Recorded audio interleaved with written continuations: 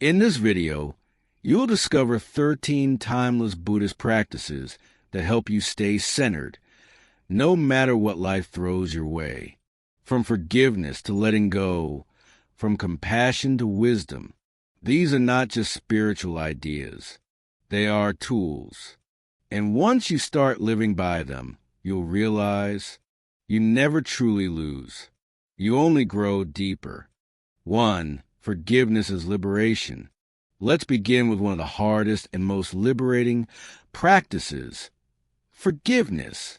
In Buddhism, forgiveness is not a reward for someone else's behavior. It's not saying what they did was okay. It's saying, I will no longer carry this pain. You see, when someone hurts us, we often carry that wound like armor. We replay the moment. We hold on to anger, thinking it protects us. But in truth, it weighs us down. Forgiveness isn't forgetting. It's releasing.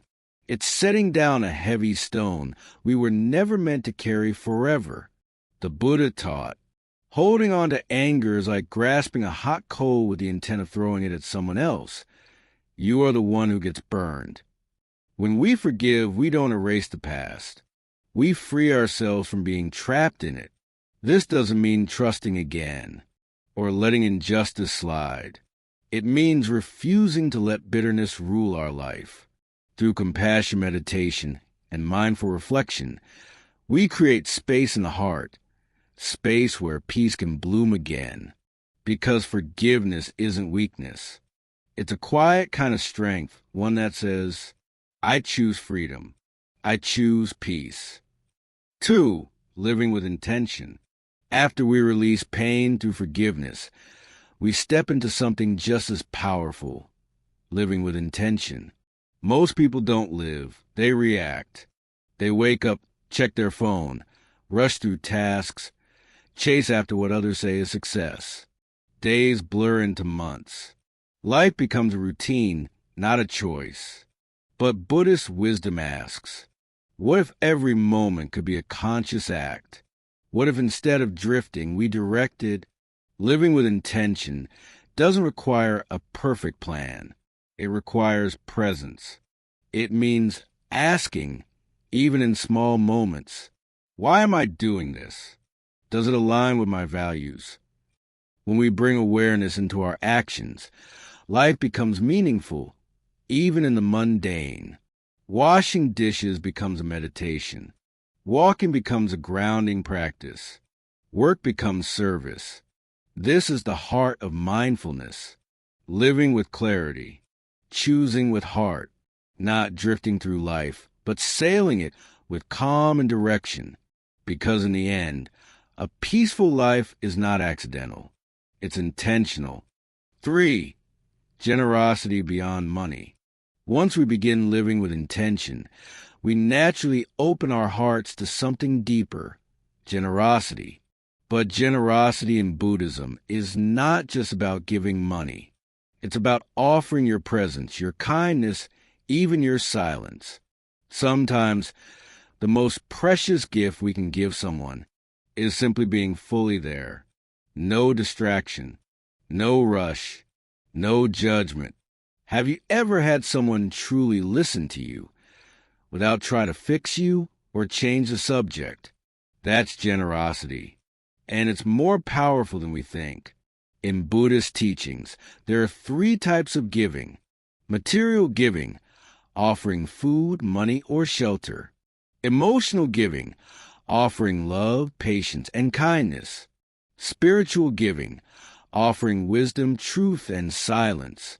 When we practice generosity in all 3 forms, we don't just help others. We dissolve the walls of self-centeredness within ourselves. Generosity heals. It creates space inside us for joy to arise. It turns me into we. And it teaches us one of life's deepest truths. You don't lose anything by giving. You become more whole. 4. Self-reflection as medicine. True generosity opens the heart. But to truly heal, we must also turn inward. Self-reflection is not overthinking. It's not judging yourself. It's sitting quietly, like a still pond, and watching what arises. Most of us try to escape our feelings. We distract ourselves. We stay busy. But silence reveals what noise hides. In Buddhism, vipassana means clear seeing. It's the practice of observing thoughts, emotions, and sensations without running, reacting, or clinging. Like clouds drifting across the sky, we learn to say, this is anger, this is fear, this is sorrow. I see you, and then we let it pass. This is how we heal, not by forcing happiness, but by making peace with the truth of our experience. When we reflect mindfully, we realize our emotions are not enemies. They are messengers. They don't want to be solved. They want to be seen. And once they are seen, they soften. And so do we. 5. Equanimity, inner balance. After learning to observe our emotions without running, we now arrive at one of the most profound Buddhist teachings, equanimity. Equanimity is not apathy. It's not indifference. It's a quiet strength, a calm center, even when the world spins around you. Think of a mountain. The wind howls. Storms come and go. But the mountain remains solid, grounded, still. In life, we're constantly pulled by praise and blame, gain and loss, joy and sorrow.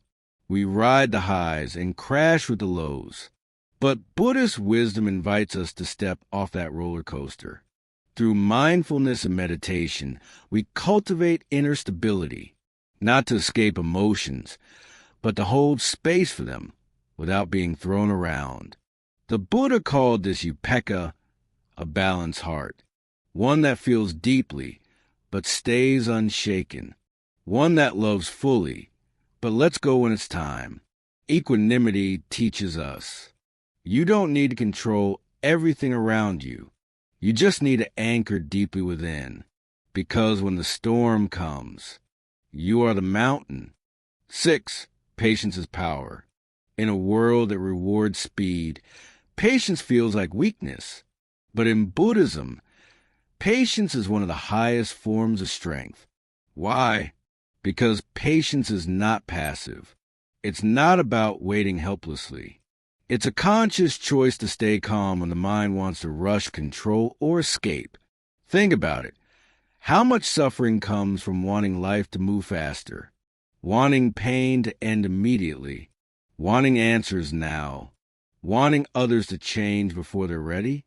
But the truth is, growth takes time, healing takes time, wisdom takes time. In Buddhist practice, patience is called kseni, the strength to endure with compassion, not just enduring hardship, but enduring uncertainty without losing your peace. When we sit in stillness, when we accept that some things cannot be forced, we create a space where understanding can arise. So the next time you feel stuck, anxious, or ready to give up, try saying to yourself, this too is part of the path. I am not behind. I am becoming. Because patience isn't delay. It's a sacred pause where wisdom takes root. 7. Letting go of ego. If patience helps us hold space for life, then letting go of ego helps us get out of our own way. In Buddhism, the ego isn't some villain to destroy.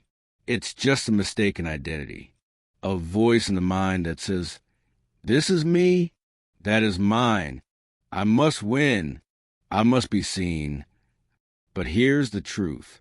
The ego is always hungry, always comparing, always afraid.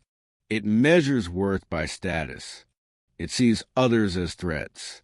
It clings to roles, opinions, outcomes.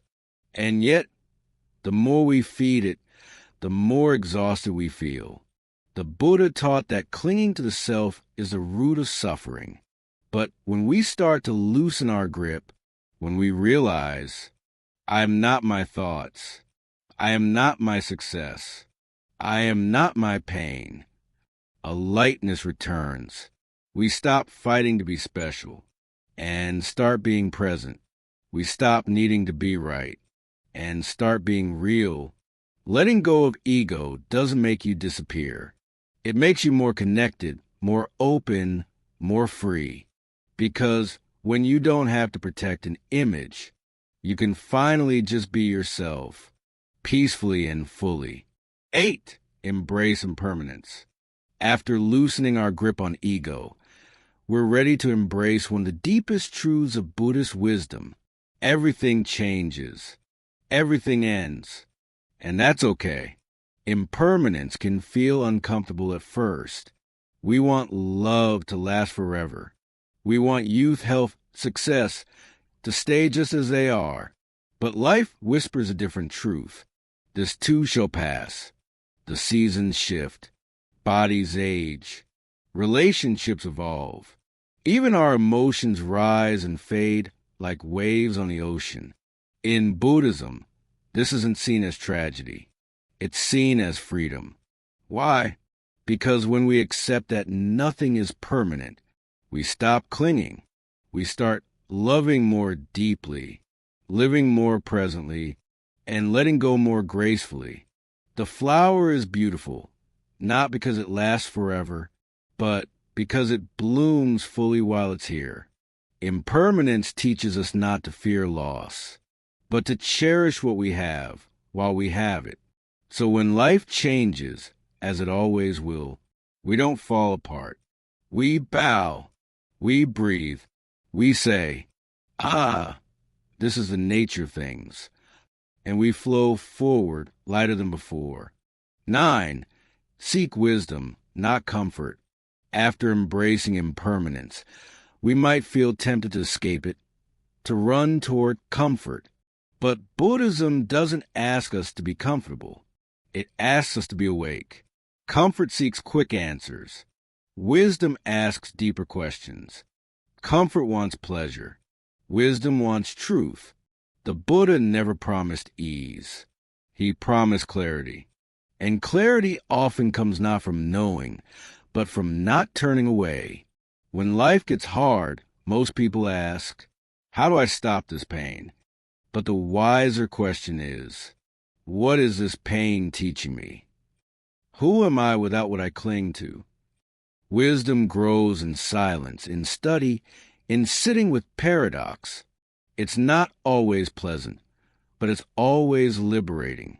You can choose to chase relief, or you can choose to chase understanding. One fades quickly.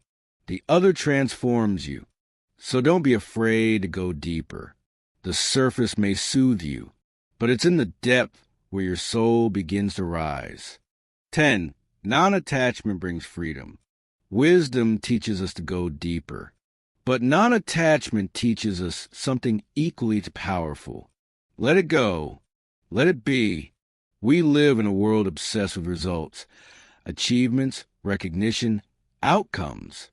But in Buddhism, attachment to results is one of the root causes of suffering. Why? Because it ties your peace to things you don't control. You work hard, but the promotion doesn't come. You love deeply, but the relationship still ends. You meditate daily, but still feel anxious sometimes. And so the mind says, what's the point? But here's the shift. What if effort mattered more than outcome? What if presence was more sacred than success? Non-attachment doesn't mean apathy. It means doing your best, with heart, with care, and then releasing the need to control how it turns out. You show up fully. You give fully. But you don't tie your worth to the result. The lotus blooms in muddy water, not because it fights the mud, but because it simply rises anyway. So let go of needing life to go your way. Hold things gently. Love freely. And let what comes, come. Let what goes, go. That's not giving up. That's freedom. 11. Joy is a spiritual practice. After learning to let go, we open space for something beautiful to enter. Joy. Simple, quiet, sacred. In Buddhism, joy is not the loud kind, not the thrill of winning, not the high of approval. It's the soft smile that comes when the heart feels at ease. It's the deep breath after a long walk. It's the sunlight through the trees and the stillness inside you that notices. This kind of joy is not dependent on good news. It's not a reward. It's a practice, a choice to notice beauty even when life feels ordinary. The Buddha taught mudita, sympathetic joy, the ability to feel happiness not just from your own success, but from the happiness of others. This is spiritual maturity. To not wait for life to be perfect, but to open your eyes and find joy in what already is. When we practice joy, we train the mind to soften, to be grateful, to be fully alive, because joy doesn't make us blind. It makes us brave enough to smile, even as we face impermanence. So celebrate the small. Let a moment of peace be enough, because that moment is everything. 12. Compassion, the core strength.